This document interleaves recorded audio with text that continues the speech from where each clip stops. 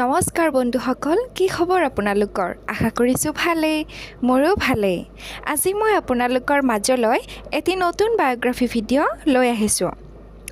বন্ধুসকল, ৰেঙনি টিভিত সম্প্ৰচাৰিত ৰাসলীলা নামৰ ধাৰাবাহিকখনত গৌৰী নামৰ চৰিত্ৰত অভিনয় কৰা অভিনেত্ৰীগৰাকীৰ বিষয়ে বাৰু আপোনালোকে জানেনে? তেওঁ কোন হয়? তেওঁৰ প্ৰকৃত নাম কি? ঘৰ ক'ত হয়? কাৰ লগত ৰিলেশ্যনত আছে? এই সকলোবোৰ এই ভিডিঅ'টোৰ জৰিয়তে আপোনালোকক জনাবলৈ চেষ্টা কৰিম।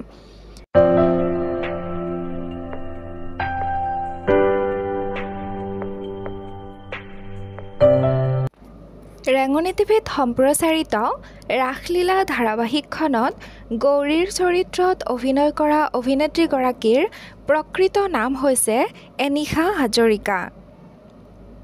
তেওঁৰ জন্ম হৈছে 2002 চনৰ 7 ফেব্ৰুৱাৰী তাৰিখে আৰু তেওঁৰ জন্মস্থান হৈছে যোৰহাট জিলাত।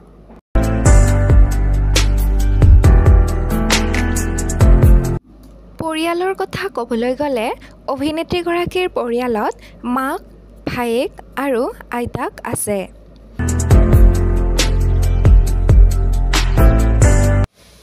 অভিনেত্ৰীগৰাকীৰ মাতৃৰ নাম হৈছে স্বাতনী গোস্বামী আৰু তেওঁৰ ভায়েকৰ নাম হৈছে কৃতিত্ব হাজৰিকা।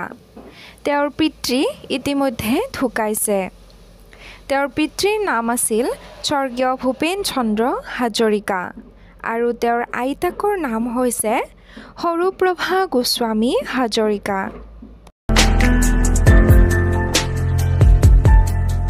প্ৰিয় বন্ধু-বান্ধৱীসকল, অভিনেত্ৰীগৰাকীৰ শিক্ষাগত অৰ্হতাৰ বিষয়ে ক'বলৈ গ'লে তেওঁ যোৰহাট জিলাৰ জগন্নাথ বৰুৱা মহাবিদ্যালয়ৰ পৰা শিক্ষা লাভ কৰে।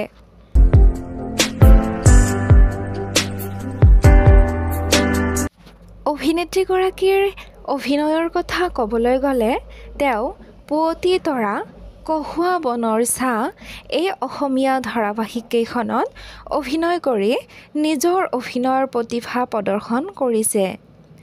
অভিনেত্ৰীগৰাকীয়ে বৰ্তমান ৰেঙনি টিভিত সম্প্ৰচাৰিত হৈ থকা ৰাসলীলা ধাৰাবাহিকখনত গৌৰীৰ চৰিত্ৰত অভিনয় কৰি দৰ্শকৰ মন জয় কৰিছে।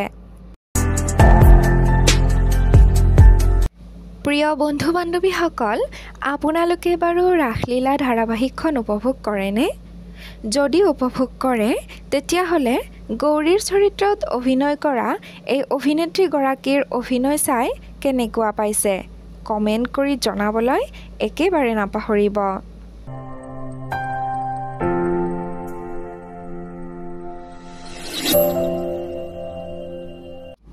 বন্ধুসকল, ভিডিঅ'টো ইমানতে সামৰিছোঁ। যদি ভিডিঅ'টো চাই ভাল লাগিছে তেতিয়াহ'লে লাইক এটি কৰি দিব। আগলৈ নতুন নতুন বায়োগ্ৰাফি ভিডিঅ' পাই থাকিবলৈ চেনেলটো ছাবস্ক্ৰাইব কৰি ৰাখিব। ধন্যবাদ।